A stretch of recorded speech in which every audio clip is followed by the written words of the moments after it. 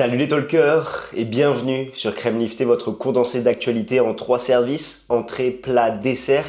Et aujourd'hui, un repas gargantuesque nous attend. En entrée, un peu de douceur avec une finale alléchante entre Iga Swiatek et Naomi Osaka.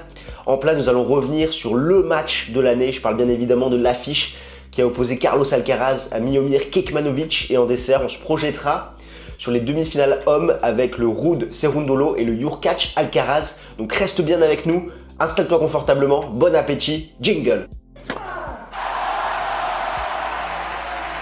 Avant d'entamer mon service, laisse-moi me présenter, je m'appelle Constantin et bienvenue sur Games 10 Talk. J'aide les passionnés de tennis comme toi à décrypter l'actualité de la petite balle jaune. Alors si c'est quelque chose qui t'intéresse, n'hésite pas à smatcher le bouton pour t'abonner. Comme tu l'auras compris, dans cette vidéo, nous allons revenir sur la 9e journée à Miami avec cette finale alléchante qui nous attend entre Swiatek et Osaka du côté des dames. Nous allons revenir également sur la fin des quarts de finale chez les messieurs avec la victoire de Hurkacz et de Alcaraz pour se projeter sur les demi-finales qui nous attendent. Donc reste bien jusqu'au bout si tu veux connaître notre pronostic. On commence avec une entrée plein de douceur et cette finale alléchante qui opposera Swiatek à Osaka à Miami. Osaka, on peut dire qu'elle a vaincu ses démons sur cette semaine floridienne après ses déboires en Californie, où ça a été très compliqué, elle a su se relancer, elle a fait preuve de résilience, d'autant plus quand on voit ses adversaires qu'elle a affrontés cette semaine. Je rappelle qu'avant d'affronter Kerber, elle était menée 4-1 dans ses confrontations. Pareil, avant d'affronter Bencic, elle a remporté ses 2 matchs contre l'Allemande et la Suissesse.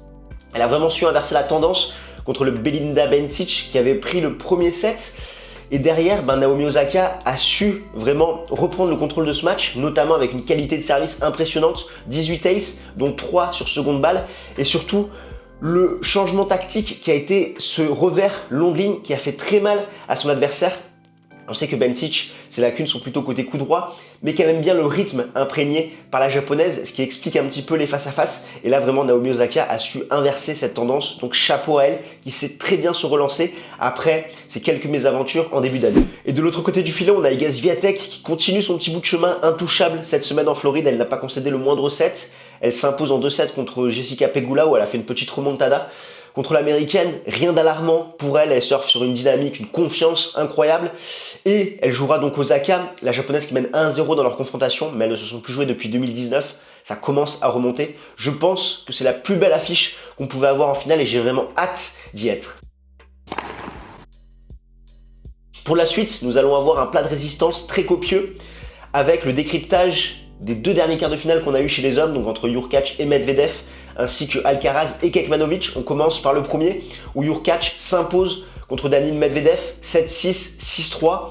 Ce qu'on peut noter déjà dans cette affiche, c'est qu'on a vu la différence entre un joueur comme Hubert Hurkacz, qui a l'habitude de s'entraîner en Floride à Delray Beach, qui est habitué à ces conditions chaudes et humides. Je rappelle que lors de ce match, il y avait à peu près 30 degrés et un taux d'humidité de 70%.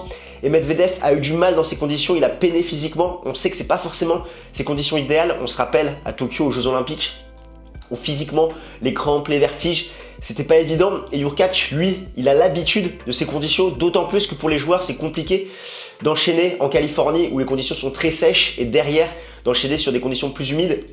On l'a vu, pas mal d'ampoules, pas mal d'abandons. C'est vraiment des conditions extrêmes, très complexes. Et Hurkacz, il a l'habitude, tenant du titre à Miami, il continue son petit bout de chemin, son rêve floridien. Donc ça, c'était vraiment pour le premier point au niveau des conditions. Après, sur le style de jeu, c'est vrai que Medvedev est un joueur qui arrive à sublimer les qualités de son adversaire, de Hubert Hurkacz. Pourquoi ? Parce que Medvedev est très loin de sa ligne, il le relance très loin, ce qui force le Polonais à jouer très agressif, à se ruer vers le filet dès qu'il le peut. Et c'est dans ce secteur du jeu qu'il est le meilleur. C'est pas un joueur de fond de cours, Hubert Hurkacz. Il est un peu trop inconsistant. Il a du mal, il va souvent aller à la faute, notamment côté coup droit où il peut être un peu passif. Côté revers, c'est beaucoup mieux. Mais là où il est très bon, c'est quand il est agressif sur seconde balle, quand derrière, il se rue au filet. Il termine le point au filet. Il arrive vraiment à prendre du temps à ses adversaires, à se montrer agressif.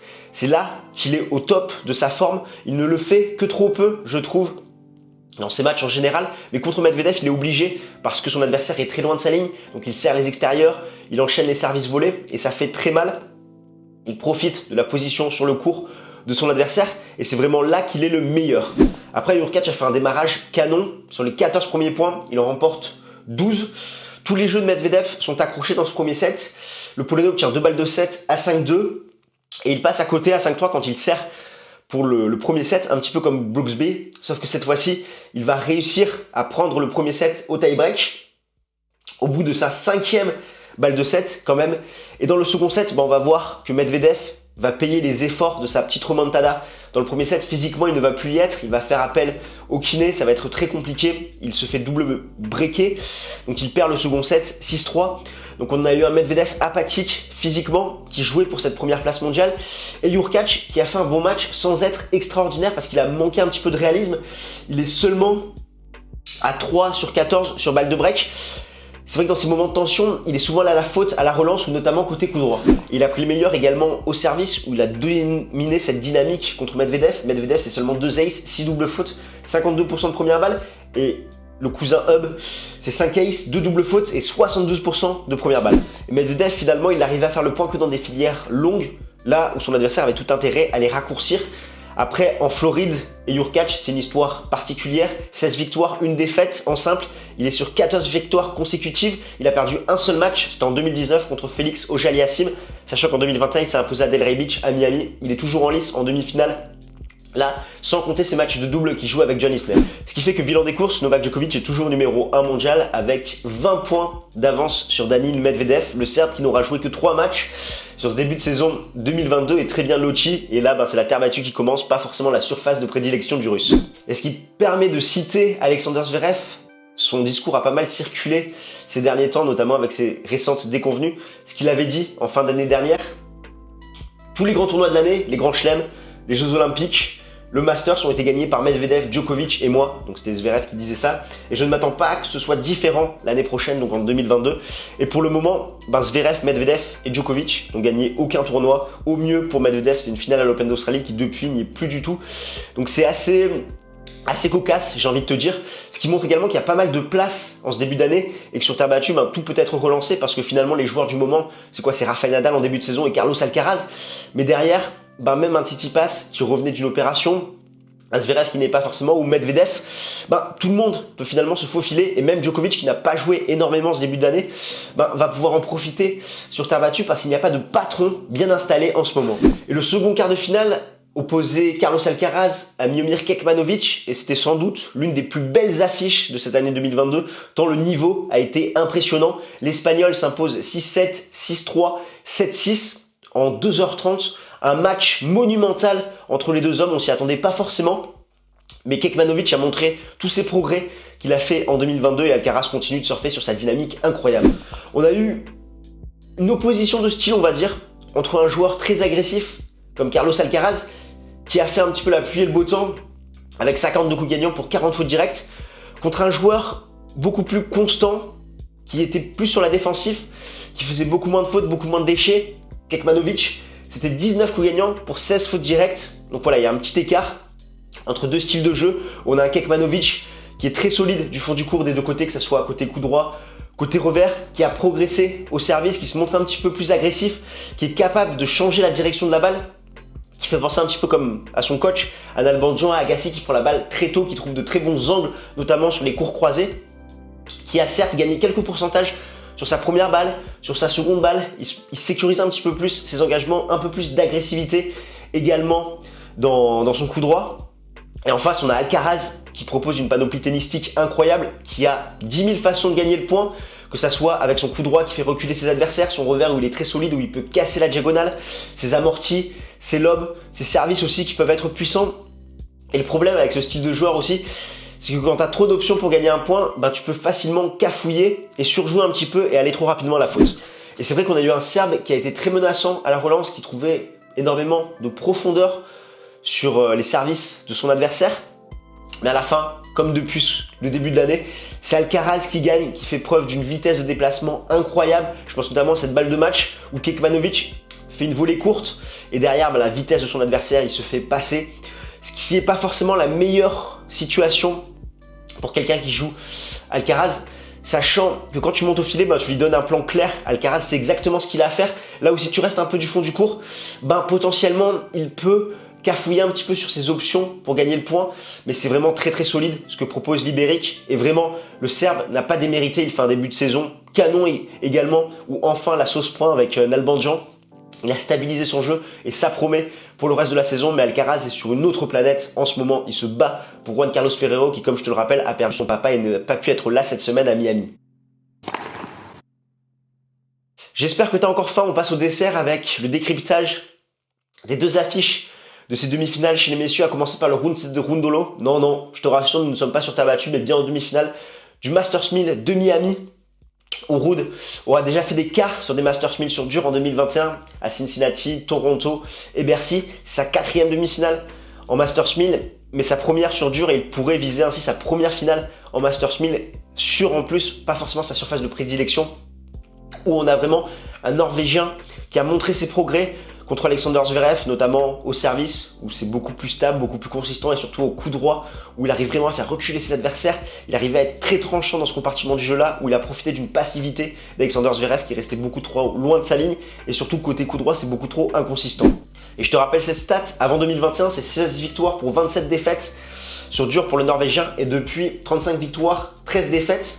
Donc il est vraiment très en confiance en ce moment, d'autant plus après cette petite victoire déclic contre Alexander Zverev, contre qui il n'avait jamais gagné et jamais remporté le moindre set. Et en face, on a Francesco Cerundolo, la surprise du chef, comme on dit. 7 victoires, 2 défaites sur le circuit Challenger en 2022, 10 victoires, 4 défaites sur le circuit principal, 2 matchs sur dur sur le circuit principal, 0 victoire. Cette année, c'est une victoire à Santa Cruz en Challenger, un quart de finale à Buenos Aires, une demi à Rio. Donc Francesco Cerundolo, contrairement à son frère Juan Manuel, est un peu plus à l'aise sur dur. Il frappe un peu plus à plat. Son service kické fait également mal et il a surtout ce coup droit où il arrive à être très agressif. Alors que son frère Juan Manuel, c'est vraiment un lifter des deux côtés, des balles très arrondies, très hautes, très bombées. Là, on a un joueur qui a un jeu qui s'adapte plus sur cette surface. Mais il a quand même eu un tournoi béni avec l'abandon d'Opelka et de Sinner. Il a un peu miraculé et logiquement, Ruud devrait s'imposer assez facilement contre Cerundolo, même s'il y a eu cette petite alerte dans le deuxième set contre Zverev au pied, au niveau de l'ampoule de son pouce, il me semble. Mais bon, comme je te l'ai expliqué, c'est normal d'avoir des ampoules, notamment quand tu passes de conditions sèches à humides entre Indian Wells et Miami. Et enfin, tu as le match entre Hurkacz et Alcaraz, le tenant du titre et le tube de ce début d'année, Carlitos, où là, si Alcaraz a bien récupéré, ça peut être un match-up très compliqué pour le Polonais. Certes, il est très en forme en Floride, mais comme je te le disais, Hurkacz est un joueur assez inconsistant du fond du court, notamment côté coup droit où il a tendance à aller très rapidement à la faute. Il est beaucoup plus solide côté revers. Et en face de lui, il a un joueur très très solide du fond qui peut le faire exploser, que ce soit côté coup droit, côté revers. Donc l'autre option qu'a le Polonais, c'est de se ruer au filet dès qu'il le peut, comme il l'a fait contre Medvedev, là où il le performe le plus, j'ai envie de te dire. Sauf que comme on l'a vu sur la balle de match contre Kekmanovic, quand l'adversaire d'Alcaraz montre au filet, ça donne un plan de jeu clair pour l'Espagnol, étant donné qu'il n'a pas 10 000 façons de remporter le point. Il sait qu'il doit passer son adversaire, il a une vitesse de déplacement incroyable, un jeu de jambes incroyable, il a cette capacité à tirer un lob, à tirer un passing, et j'ai peur que finalement Hurkacz déjoue totalement au filet. Quand il va se faire passer une ou deux fois contre Alcaraz, il va vouloir se réfugier sur sa ligne de fond, et là l'Espagnol aussi va le dominer. Donc je pense vraiment qu'Alcaraz a toutes les cartes en main pour s'imposer contre le Polonais et ainsi lui infliger sa seulement deuxième défaite en Floride. En tout cas, si tu as envie de te faire plaisir, on a une collaboration avec BetClick. Si tu n'as pas de compte là-bas, tu peux bénéficier de notre cadeau de bienvenue en tapant le code promo GST en majuscule, ce qui fait que ton premier pari est remboursé à hauteur de 200 € en free bet, qu'il soit perdant ou gagnant.